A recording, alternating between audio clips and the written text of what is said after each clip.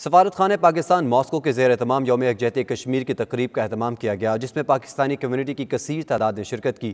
سفیر پاکستان شفقت علی خان کا کہنا تھا، بھارتی مظالم کا شکار کشمیری کئی دہائیوں سے اقوام متحدہ اور عالمی برادری کی طرف دیکھ رہے ہیں۔ مزید کیا کہا، نمائندہ 92 نیوز شاہد گھمن کی اس رپورٹ میں جانتے ہیں۔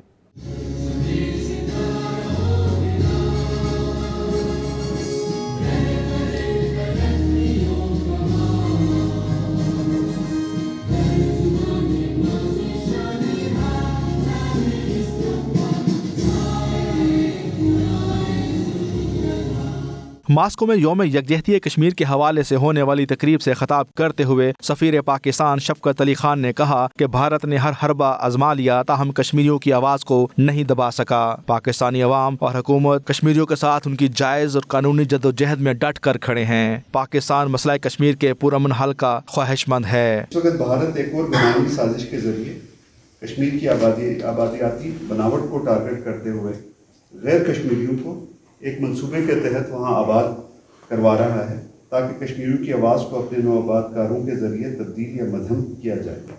بھارت تمام تر ظالمانہ ہتھ کنڈوں کے باوجود کشمیریوں کی آواز دبانے اور ان کے مقصد کو متزلزل کرنے میں ناکام ہو چکا ہے۔ ہم آج اپنے کشمیری بھائیوں اور بہنوں کو یقین دلانا چاہتے ہیں کہ پاکستان جموں کشمیر پر اپنی اصولی موقع پر ڈٹ کر کھڑا ہے۔ ہم اپنے کشمیری بھائیوں کے ساتھ ان کی حق خود ارادیت کی اس منصفانہ جدوجہد میں ساتھ کھڑے ہیں۔